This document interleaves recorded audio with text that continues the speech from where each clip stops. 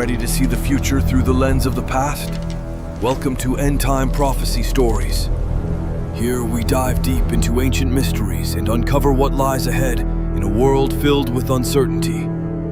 But we can't do it without you. If you want to stay prepared and never miss a revelation, make sure to hit that subscribe button and ring the notification bell. And if you find value in these stories, give this video a like. It helps us reach more truth seekers just like you. Now let's open the seal on today's story. Scientism, Chapter 1, The Vacuum. The rain in DC didn't wash things clean. It just made the grime slicker. Mike Parker sat in a coffee shop that smelled of burnt beans and desperation, staring at the screen of his laptop. Another rejection email. That made 12 this month. At 28, Mike was supposed to be the golden boy of the physics department. He had the degrees, the aptitude, and the relentless curiosity. But in the current academic climate, curiosity was a liability. Funding went to those who confirmed the narrative, not those who questioned variables. He was a man of science, a devout agnostic who believed only in what could be measured, weighed, and peer-reviewed. But lately, the measurements weren't adding up, and his bank account was approaching a vacuum state. He closed the laptop, the screen reflecting a tired face, pale and unshaven. "Is this seat taken?" Mike looked up. Standing there was a man who looked like he had been cut out of a magazine from the 1950s. Sharp charcoal suit, silver hair combed back with precision, and a heavy gold ring on his pinky finger bearing an insignia Mike didn't recognize. A compass intertwined with a serpent. "No," Mike said. "Dr. Parker," the man said, sitting down uninvited.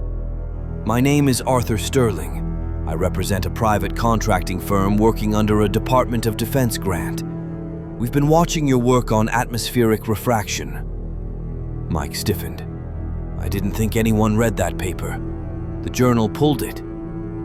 "We read everything," Sterling smiled, but it didn't reach his eyes. "You have a skeptical mind, Mike. We need that. We are working on a project involving long-distance visual reconnaissance.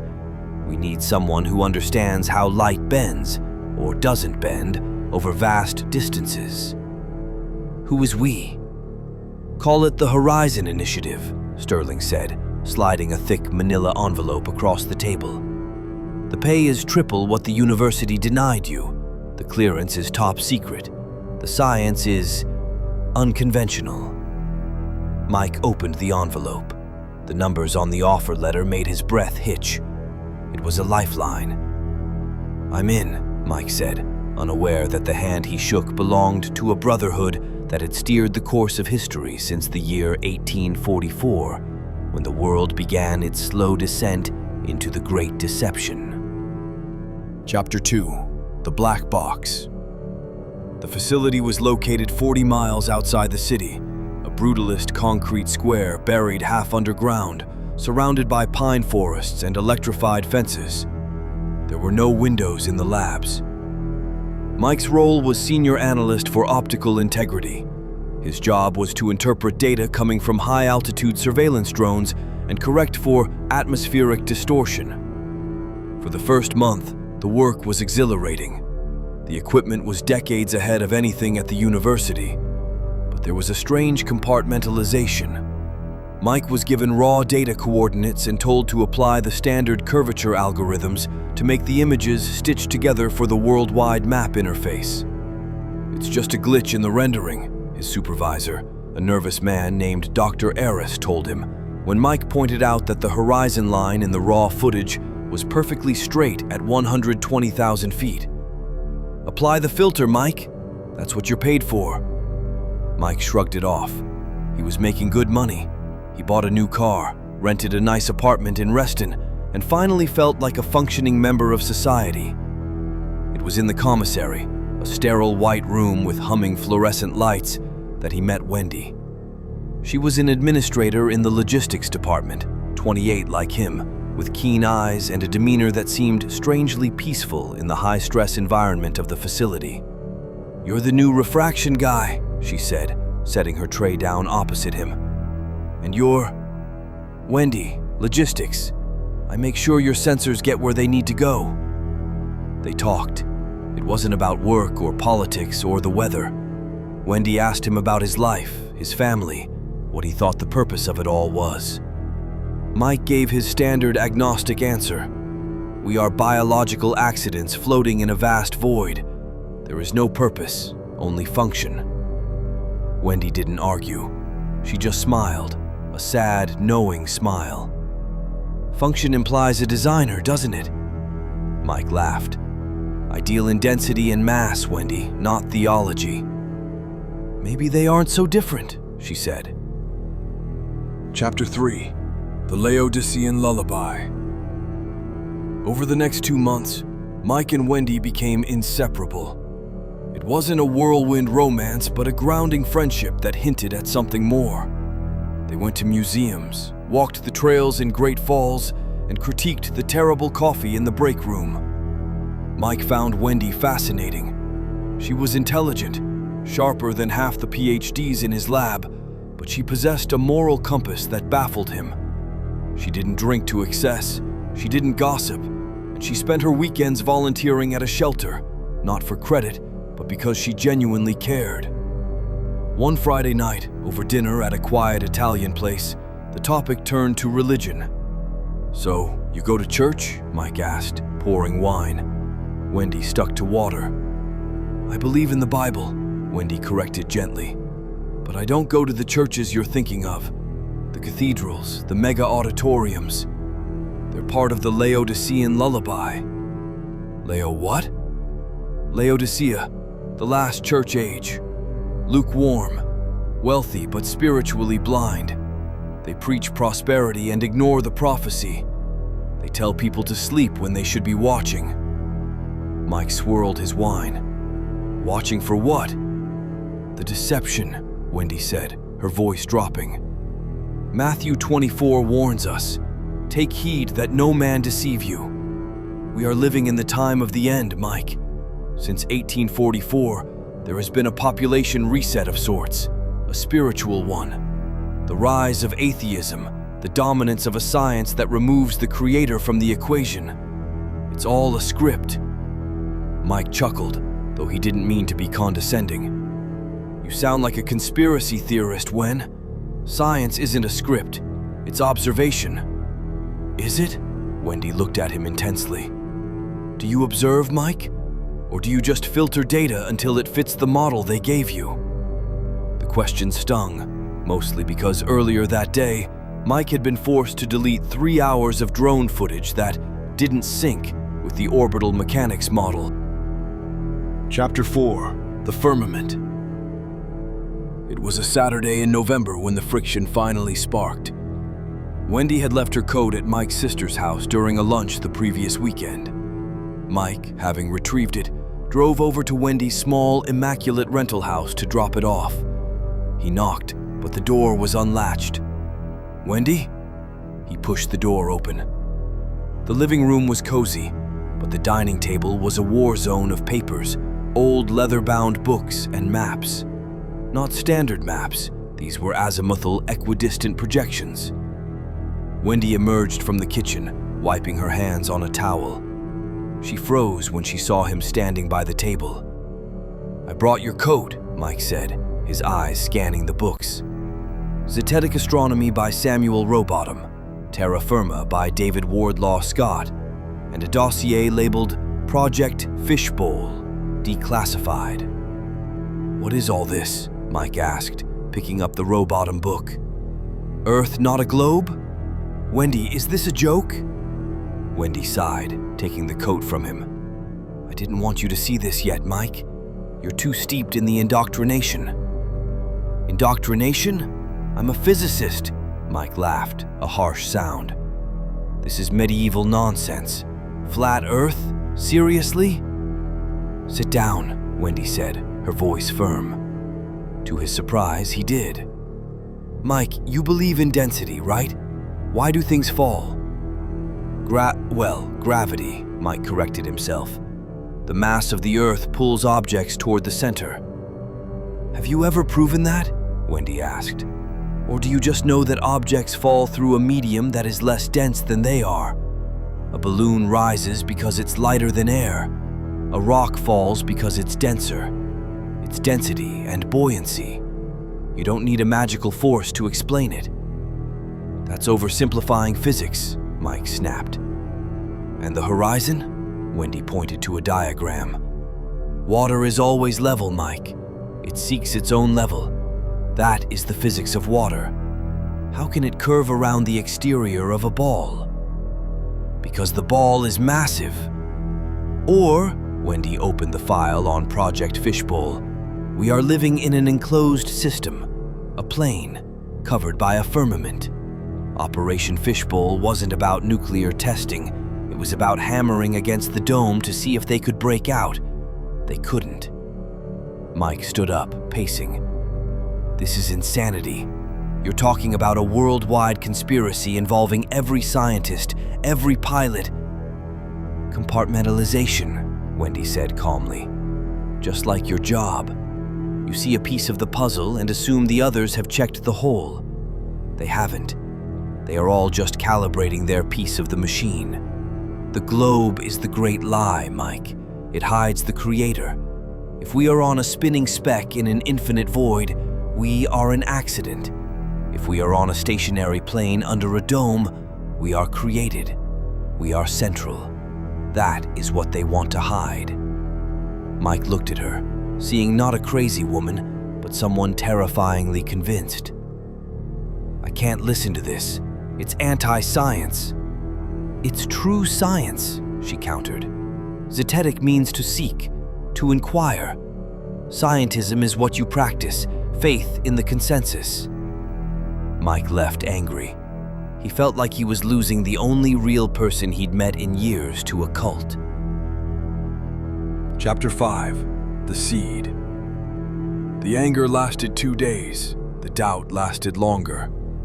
Monday morning, Mike was back at the facility. He logged into his workstation. Senior Analyst, Optical Integrity. He pulled up the live feed from the new drone, the XM-90, currently hovering at 90,000 feet over the Pacific. The monitor showed the feed before the software processing kicked in. Mike stared. The horizon was a hard, flat line. It stretched endlessly left and right. There was no curve. It's the lens, he muttered to himself. Fisheye correction hasn't applied. He opened the telemetry data. The gyroscope reading was perfectly stable. If the drone was moving over a curved surface at Mach 2, the nose should be constantly dipping to maintain altitude relative to the curve. The pitch was 0.00 degrees.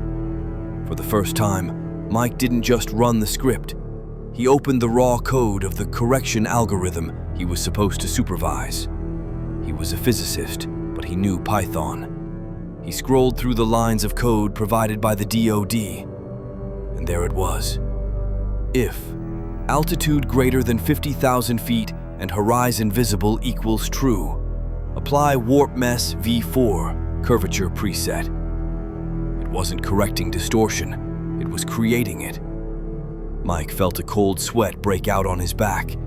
He thought of Wendy's book, Samuel Rowbottom. He thought of the word gravity. He grabbed a pencil and a pad. He did the math on the flight path of a commercial airliner he had tracked the previous week. Southern Hemisphere, Santiago to Sydney. On a globe, the shortest route dips near Antarctica. On the flight logs, the plane went in a straight line that, if projected on a globe, would cut through the Earth. But on an azimuthal equidistant map, it was a straight line across the plane. Density, he whispered. Chapter 6. The Anomaly. Mike began to dig. He stopped sleeping. He stayed late, claiming he was optimizing the rendering engine. In reality, he was accessing archived files from the 1960s, files linked to the early high-altitude nuclear tests. He found a folder encrypted under the keyword Dominion. It took him 3 nights to crack the localized password using a brute force script he ran on a side server. The folder contained a video file, dated 1962. Mike put on his headphones. The video showed a rocket ascent. The camera was mounted on the exterior. It rose higher and higher, the earth below spreading out like a vast, magnificent, ice-ringed pizza. The sun was visible, not millions of miles away, but localized, a hot spotlight moving over the clouds. Then, the rocket stopped. It didn't run out of fuel. It hit something. The camera shook violently. A noise like a sledgehammer on a submarine hull shrieked through the audio. The rocket spun. Above it, through the shimmering heat, Mike saw ripples, like water or plasma. The firmament. The video cut to black. Mike sat back, trembling. Wendy was right. The Laodicean slumber was real. The whole world was sleepwalking on a set stage, believing they were hurtling through a vacuum on a ball. He copied the file to a secure drive. He was naive. He thought the truth mattered. He thought that if he showed them, his colleagues, the other scientists, they would see. Chapter 7. The Backlash. Wednesday morning meeting. The conference room was full of analysts, department heads, and Dr. Eris. "Before we discuss the budget," Mike said, standing up, his legs shaking, "I need to show you something. I found an anomaly in the rendering code." "Mike, this isn't the time," Eris said, checking his watch. "It's vital. Look." Mike plugged in his laptop. He didn't show the classified 1962 video. That would get him arrested immediately. Instead, he showed the raw data from the XM90, the flat horizon, the lack of gyroscopic adjustment, the code that fabricated the curve. "The Earth isn't a globe," Mike said, his voice cracking. "The model is wrong. We are forcing the data to fit a theoretical sphere, but the empirical data suggests a plane." Silence. Absolute, suffocating silence. Then, hysterical laughter. It started with a junior analyst and spread. "Good one, Parker," a colleague sneered. "Flat Earth? Did you hit your head?" "Look at the data," Mike shouted, pointing at the screen. "Density explains the falling objects. The horizon is flat. We are being lied to."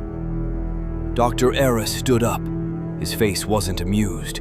It was terrified. "Turn that off, Parker, now." "But the science—" "That is not science," Eris slammed his hand on the table. "Science is the consensus. You are spreading dangerous disinformation. Get out of my conference room." Mike unplugged his laptop, stunned. They didn't even look. They couldn't look. Their reality depended on the lie. Chapter 8. The Fixer. Mike retreated to his cubicle, his heart hammering. He felt isolated, radioactive. He went to the break room to get water. A man was standing there, someone from maintenance. An older guy, name tag reading Jenks. Mike had never spoken to him. Jenks looked at Mike, then at the door to ensure they were alone. "You kicked the hornet's nest, kid," Jenks muttered, not making eye contact, scrubbing a stain on the counter. "I just showed the data," Mike whispered. "Matthew 24, Jenks said softly. "Deception. It runs deep. Be careful. The ones who run this place, they aren't just bureaucrats." Before Mike could ask what he meant, Jenks was gone. Mike went back to his desk. Sitting in his chair was Arthur Sterling, the man who had hired him. "Mike," Sterling said, his voice smooth as oil. "We need to have a chat." "I found code, Arthur. It falsifies the—" Sterling held up a hand. The ring on his finger caught the light. "We know what you found. We put you here because you were smart, Mike. But you're lacking perspective." "Perspective? The truth is the truth." Sterling leaned in close. He smelled of expensive cologne and sulfur. "The truth is what keeps the population stable. If they knew the extent of the enclosure, if they knew about the creator, chaos. We provide order through scientism. We replaced God with the atom. It's cleaner. It's a lie. "It's the world," Sterling said, cold. "Stop talking about the shape of the stage, Mike. Focus on the play. If you mention this again, your clearance won't be the only thing revoked." The threat hung in the air, heavy and undeniable. Chapter 9. The Fall. Mike tried to keep his head down. He really did, but he couldn't unsee it. Every calculation he did now screamed the truth. Friday afternoon, the alarms blared. Red lights flashed in the hallway. Security guards burst into Mike's office. "Hands on your head!" "What? What did I do?" Mike stammered. "Internal sabotage." Dr. Eris appeared in the doorway, looking pale. "Someone wiped the primary server. Traced back to your terminal, Parker." "I didn't. I was checking telemetry." "We found the files," Eris said, shaking his head. "Conspiracy theories. Unauthorized encryptions. You're done, Mike." They dragged him out. They didn't arrest him. That would require a trial, and a trial meant evidence being shown. Instead, they destroyed him. He was fired for gross negligence and data tampering. His security clearance was stripped. His bank accounts were frozen, pending investigation. Mike stood in the parking lot, the rain soaking his shirt. He looked up at the sky. The gray clouds seemed lower now. He felt the weight of the firmament pressing down. He realized then that the system was perfect. It wasn't designed to find truth. It was designed to protect the narrative. Science had become the religion of the beast, and he was a heretic. Chapter 10. The Awakening. Mike drove to the only place he had left.